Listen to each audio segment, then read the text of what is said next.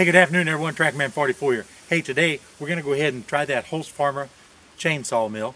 It's a 48-inch, but I got a 42-inch blade on my Stihl 660, and we're going to go ahead and see if we can't use that for the very first time.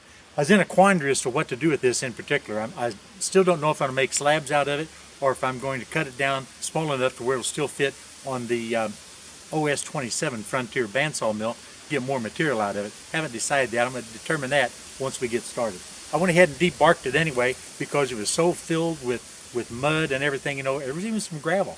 Even though we never had it on any gravel surfaces, there was gravel embedded in the bark. So I'm taking no chances at all because these 136 drive link chains are pretty doggone expensive. So I don't want to ruin anything.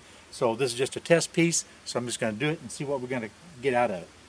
So I got the other end set up already with the 2x4. So we're going to go ahead and put this one on over here. Now mind you, I'm learning as we go along. I have no idea what I'm really doing.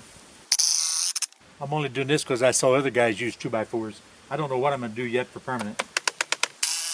Now we're going to set the ladder on here, and we're going to go ahead and screw the ladder on the inside rails down to this guy right here to make sure it doesn't tilt. Now the first thing I got to show you is after all that care, getting those 5/16 holes bored in that guide bar exactly where they needed to go, I went to tighten up this fitting right here that actually is it's an orifice fitting. In other words, it's kind of like a brake bleed. It's got a hole all the way through the center and then a hole out the edges. And I tightened that thing up onto the guide bar, getting ready to hook up the hose. And I mean, I barely had any amount on it at all, and I just broke it right in two.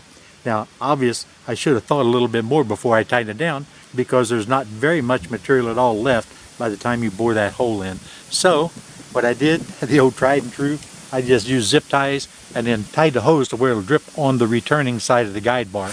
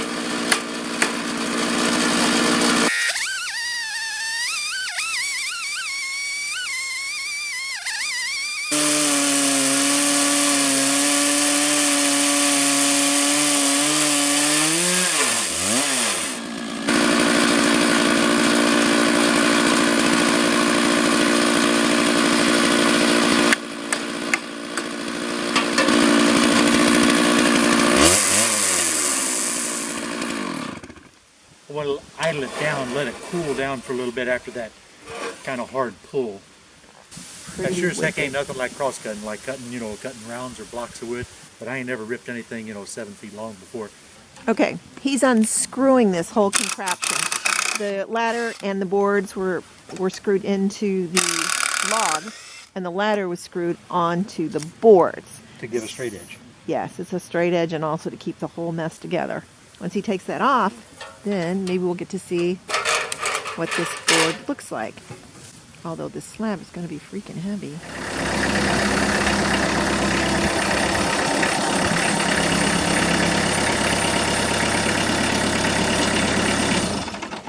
Alright. It's still a chunk of wood. Oops, it's caught on the... It dropped below that, yeah. Well, it's red oak. Yeah, I could tell that from the sawdust there. From the smell, too. That's not nearly as smooth as what I expected it to be. But then again, right here's where the chain is running a little bit loose. That's a pretty grain, though. It's not bad at all. But I still haven't determined. What do you think? We think we'll saw this down into just squares so we can resaw it on the bandsaw? That'd be my vote. I think that's probably the best idea. I think so. Because, man, that's a lot of work to get these grooves to out get there. it I got to all. figure out what I'm doing wrong. What I'm doing wrong exactly. It's a chainsaw, babe. Huh? It's a chainsaw. Yeah, but How- I've seen other guys that had some pretty good cuts. Nice and smooth. Like, see how nice and smooth it is right here? That's 6 inches. You know, Now, can you plane that? Is your planer, can it take that wide? I've got a planer that'll go 24 inches. So this right here, well, by the time you cut the sapwood off, I could actually cut it into a board. This actually is right here, outside to outside is 26 inches. So by the time we take the sapwood off, yes, I could plane that. I still think it'd be better just to, like you said, cut it into usable chunks to where you can put it on the bandsaw. But I got to think how to get 22 inches square out of this with the least amount of effort. So it'll be part 2 of the Great Chainsaw Massacre.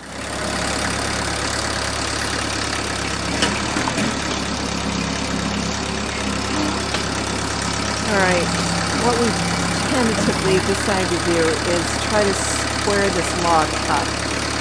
That it might be the best way to get the maximum square footage out of this and make it a little easier to handle.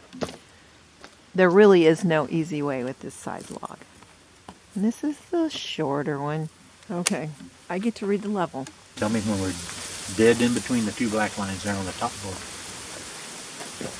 On the Dead top in one? between. Yep, Okay. top one. Alright. Should be pretty close. Yeah, a smidge. A little more smidgy. Still need a little bit. Not, it's just a little. Sure we didn't go too far? That would be right good. How about that? A little too far. Josie. How's that?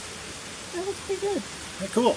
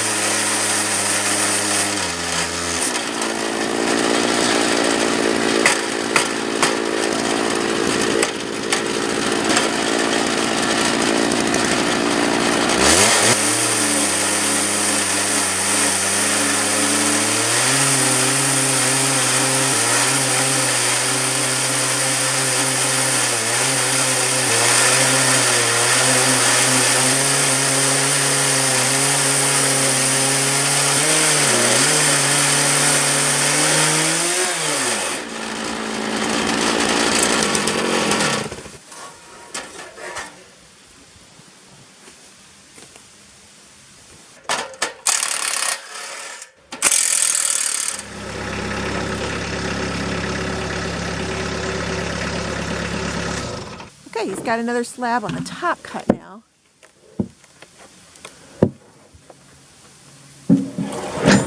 Wow, that's pretty. It's rough as a cob, but man, it's pretty. It is pretty. It looks a lot better square than round. It's starting to look more manageable. Right. If we get her down now to where we got 22 by 22, I'll be tickled. But man, I tell you what, man, it's really good. I'll put the tractor and you come over and look at that. We're about to run out of daylight, too. Huh? We're going to run out of daylight before too I long, know. too. Well, guys, that's the end of the first cuts with that 660 and Holtzfforma 48-inch Alaskan mill or chainsaw mill.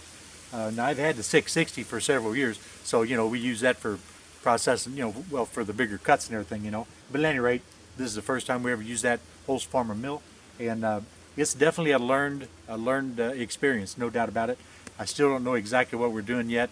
Can't figure out why the chain wants to run a little bit loose, even though I start off with it really, really tight. Seems to have a lot of flex on the back side of the guide bar. I'll figure that out. But other than that, it's looking pretty good. We're going to go ahead and process this guy down to where we can fit it into the Frontier OS 27 bandsaw. But other than that, that's pretty much it. And you know what? This is Tractorman 44, and I'm out of here, guys.